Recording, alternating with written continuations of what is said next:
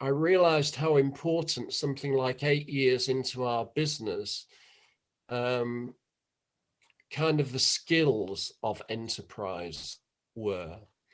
And what you're doing through Global Entrepreneurship Week at all ages, I mean, right up to the universities and colleges that participate from the primary, is in that week, you're developing the skills that they will actually need in order to survive and thrive in their own enterprise or in the workplace, frankly. So, enterprising skills themselves, you can be a happypreneur with a job, and you can be doing something in your spare time that's more enterprising, that brings in some money. It might even be a little cushion for if something happens with your job and various things. So there are all ways of being enterprising, and you can be, if you're lucky enough to, I had great employers. I didn't have a bad boss. I had wonderful bosses. And all of them gave me a lot of rope, if you like, to be able to be creative and be enterprising. But underpinning that is a set of skills.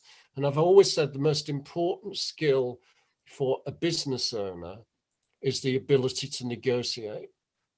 And in actual fact, that's how every entrepreneur I know has actually grown their business. When they talk about scale up, it's as though there's a graph like this going up there. It isn't. They see an opportunity, they come to a deal with a major customer or a major supplier or a major creator or a major software developer, or they come, and that takes the business onto another higher growth level. Jim Ratcliffe has done it by constant negotiations. He's even buying football clubs now, and he's learning the football business, because they've got the skills in order to get those deals and make.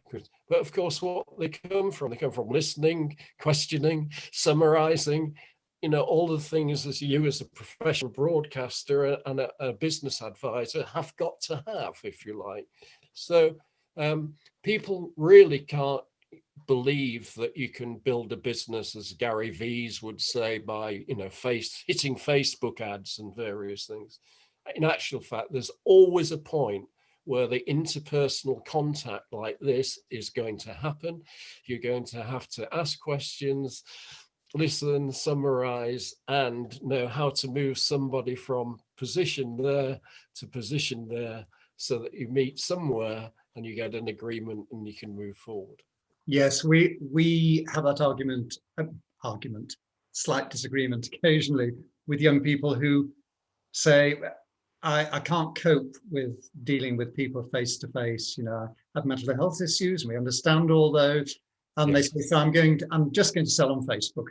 I'm going to do my business entirely online. And I'm saying, yeah, I understand where you're coming from. There will come a point, though, where you have to. We are human. That's what's so frustrating about COVID, isn't it? We have to talk to people like this, Yeah.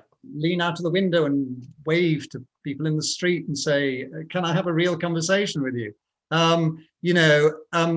Eventually there will have to be some face-to-face, some interaction.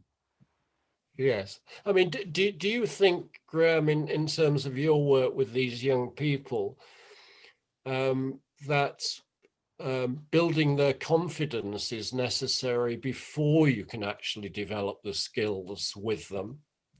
My colleague Charlene is responsible mainly for these the enterprise skills, the big 13 enterprise skills that we teach, and a lot of that is about building confidence, making sure they understand the basics of what they're going to do. And then if they're wanting to go into self-employment, because as you know, we don't just deal with those who are wanting to go into self-employment, but if they do, then they come to me and we're talking about specific business skills. But there's a lot of the basics of business that they don't know, that they've never come across. They just have this idea.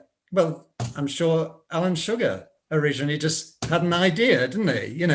Oh God, I'm getting on that, ooh, let's go after the millionaire bandwagon, aren't I? But you know what I mean? No, but as successful as that, he did. But he's an example of a real entrepreneur that is incredibly grounded, because he started selling car radio aerials.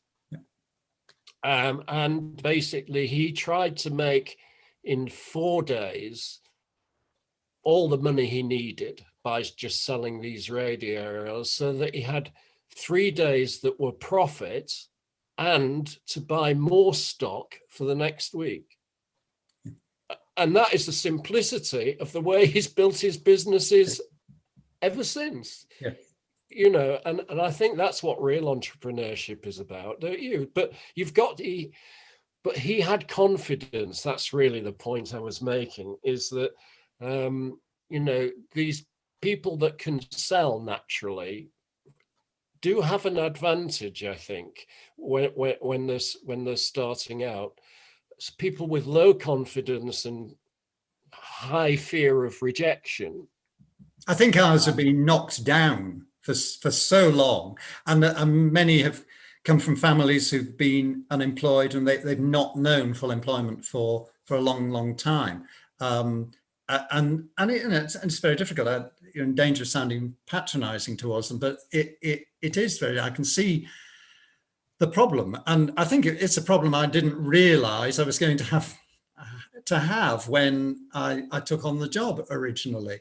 But we are dealing mainly with people who are neat, not in employment, education or training. And yeah, you ask, why are they neat? It's because of the background that they come from. But I think we're in a very good position to help them get out of that situation. And I've said in a couple of the trailers we've done, I would have said, now there has never been a better time to be considering going into self-employment. Look at the unemployment figures, you know, well, have that idea, create your own business, do it yourself.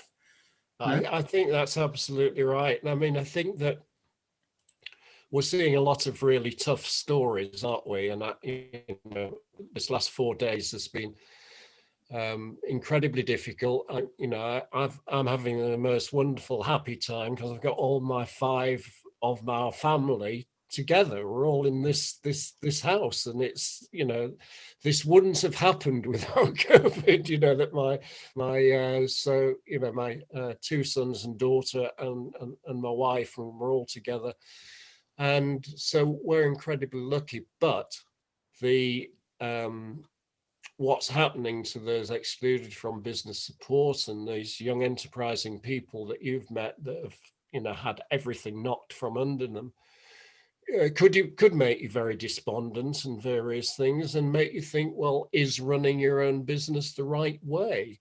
But I agree entirely with you. I think it's our job, me and you, and everybody supporting young enterprising people, to actually inspire people that this is the best career that you can actually have. In actual fact, if you work with us, we'll actually help you make it a more secure career than those jobs that you might have to apply for.